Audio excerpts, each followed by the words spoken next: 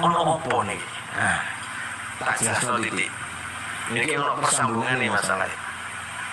Ngeten gara-gara ngeten. Nalika Gusti Allah gawe dunya dititipno ten jin. Lah jin itu kan turunan setan. Jadi lanjenengan saged musika antara iblis sampai setan jin itu aslinya sak nasab. Iblis jin iblis setan jin. Ojo diterusno meneh wong gak karu-karuan kok. Wis niki mawon lah. Suatu saat tak jelasno titik. Niki ono persambungan nih masalah. Ngeten gara-gara ngeten. Nalika Gusti Allah gawe dunya dititipno ten jin. Lah jin itu kan turunan setan. Jadi lanjenengan saged musika antara iblis sampai setan jin itu aslinya sak nasab. Iblis jin iblis setan jin. Ojo diterusno meneh wong gak karu-karuan kok. Wis niki Bukan Bapak Syekhur Rijal namanya. Kalau dalam setiap apa yang disampaikan, dinyatakan di depan publik itu pasti selalu ada hal-hal yang menggelitik. Hal-hal yang membuat hati ketawa geli mendengarkannya.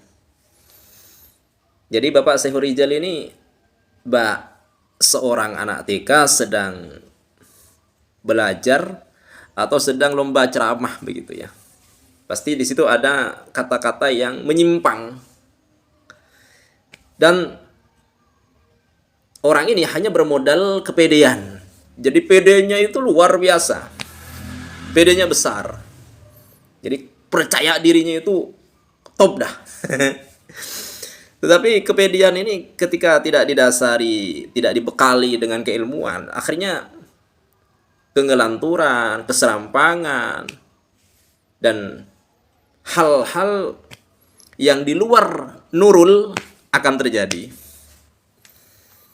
Baik, jadi orang ini hanya berbekal kepedean yang begitu tinggi, kepercayaan kepada dirinya sendiri yang begitu besar, seakan-akan yang lain itu kecil, sehingga dia mudah menyampaikan. Baik. Dan dalam waktu yang sama, orang ini menampakkan kata-kata yang kontradiksi. Kata-kata yang kontra antara satu dengan yang lain. Seperti yang ada dalam video tadi itu. Di mana orang ini katanya, dalam penyampaiannya, Bapak Syekhur Rijal itu mengatakan, akan sedikit menjelaskan. Siti menjelaskan, katanya. Tetapi ketika dia menjelaskan, orang ini bingung sendiri. Mau menjelaskan tapi bingung sendiri. Kemudian bilang, oh jangan diteruskan. Kalau diteruskan akan kemana-mana. Jadi orang ini mengatakan sendiri ingin menjelaskan, tapi ketika dia bingung dengan penjelasannya sendiri, dia memberhentikan penjelasan itu. Ini apa? Ini orang yang gak ada kerjaan, sebetulnya gak ada kerjaan, cuma dipaksakan untuk kerja begitu ya. Tanpa adanya bekal persiapan untuk melakukan apa yang akan dikerjakan itu. Baik. Jadi orang ini adalah orang yang memang seakan-akan terkesan dipaksakan. Diangkat oleh para mukimat itu ya.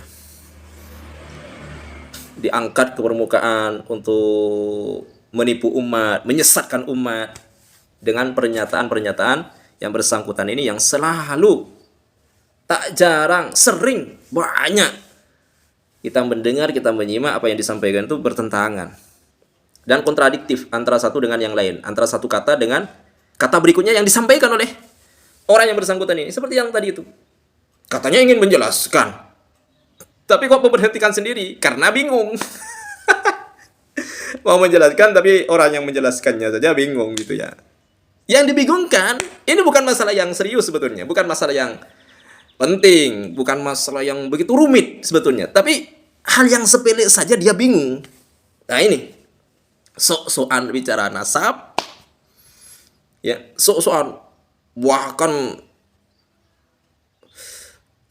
jazbahnya itu bahasanya ya, bahasa semangatnya untuk membahas nasab ini luar biasa besarnya. Sok-sokan bicara nasab, bicara masalah keturunan ini. Sok-sokan bicara nasab, bicara masalah yang sepele saja tentang apa itu jin, apa itu setan, apa itu iblis, sudah kacau, sudah bingung. Anda lihat sendiri dalam videonya, dia mengatakan pertama itu yang jelas ya kebingungan orang ini. Katanya jin, iblis, jin, setan. Nah, ini menandakan kebingungan. Iblis, setan, jin. Oh, jangan diteruskan katanya. Itu kan menandakan bahwa orang ini bingung. Orang ini nggak paham dengan apa yang ingin dijelaskannya itu. Baik. Jadi masalah apa itu iblis, apa itu jin, apa itu setan. Masalah ini saja nggak paham. Sok-sokan bicara nasab. Demi apa? Demi hanya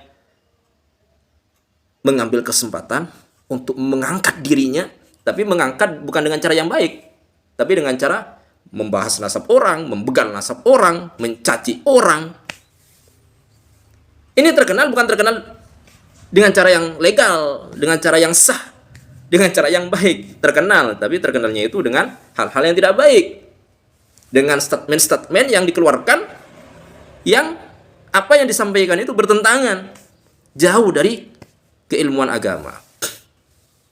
Baik, jadi begini, Bapak Syekh Rijal, ayo belajar.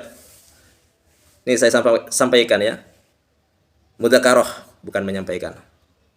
Ini mudzakarah untuk saling mengingat-ingatkan. Baik, Anda kan bingung masalah apa itu iblis, apa itu jin, apa itu setan. Katanya jin itu dari setan. Ini serampangan, ngawur. Pertama ya, jadi ini ada kata-kata dari Bapak Syekh Rijal yang akan saya tanggapi. Pertama, dia mengatakan bahwa jin itu dari setan. Jin itu katanya dari syaiton. Dan yang kedua, ini yang pertama. Kemudian yang kedua, dia mengatakan bahwa satu nasab katanya. Iblis, setan, jin ini satu nasab. Ini yang kedua.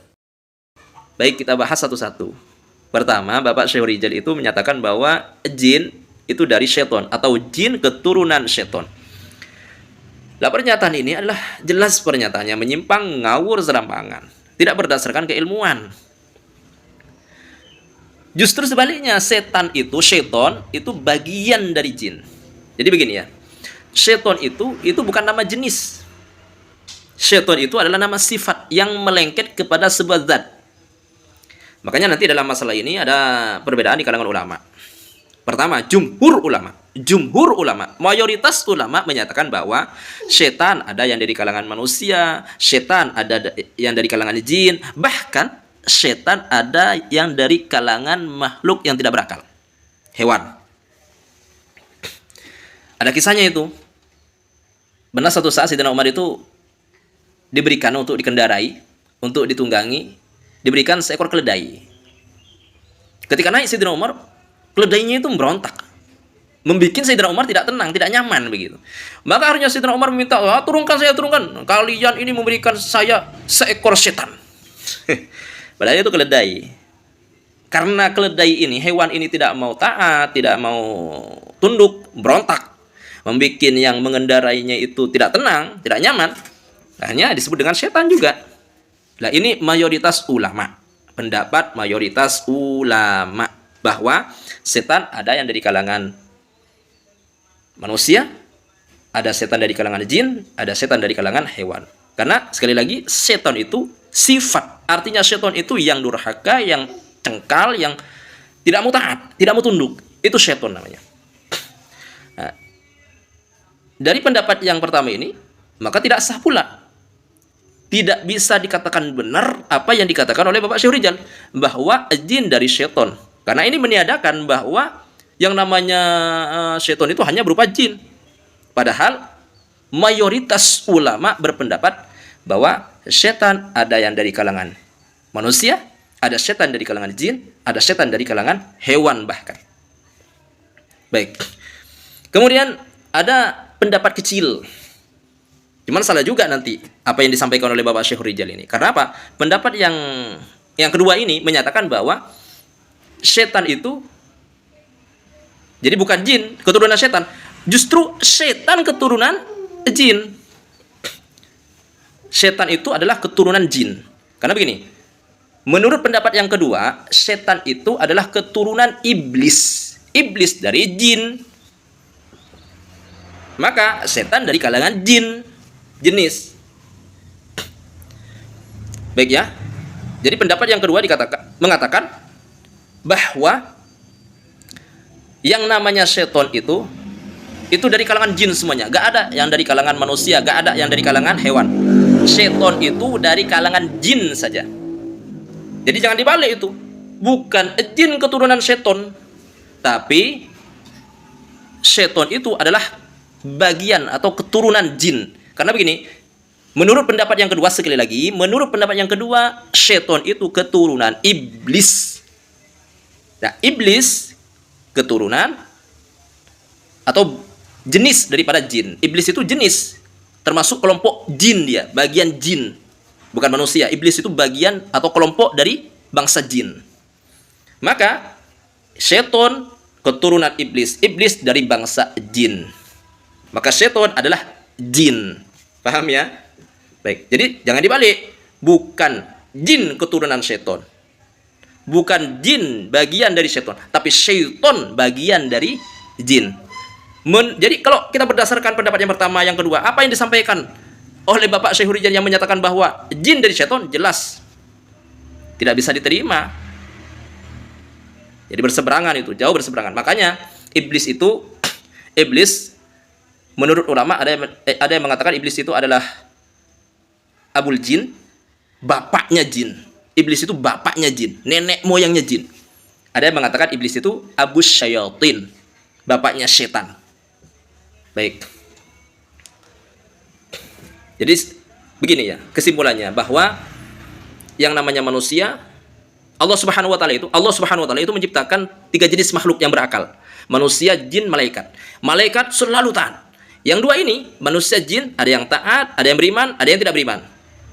Manusia dan jin ada yang taat, ada yang tidak taat. Ada yang beriman, ada yang tidak beriman.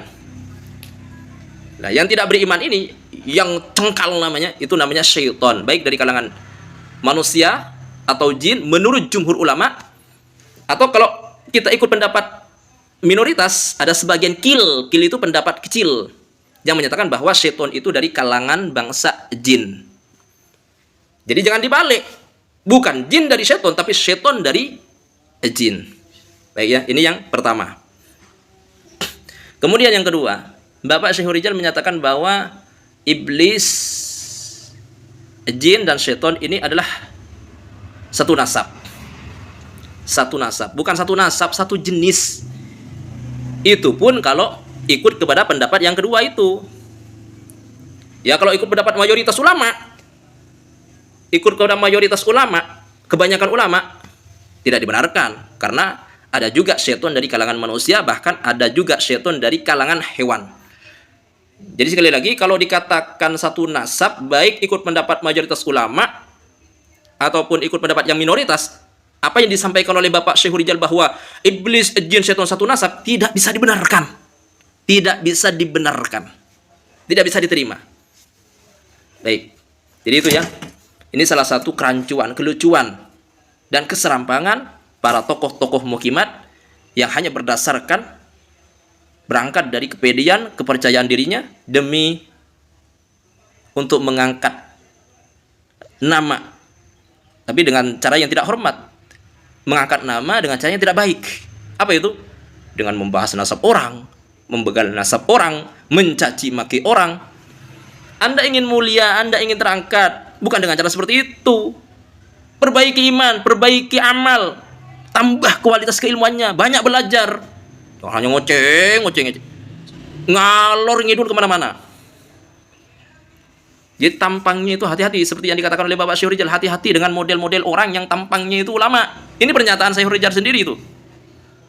Hati-hati. Jadi ini aneh. Orang menyatakan kepada orang lain tapi nggak sadar. Ternyata pernyataannya itu mengarah kepada dirinya sendiri. Hati-hati dengan orang-orang yang bermodel, berjubah, berserban, pakai tasbih, berjenggot.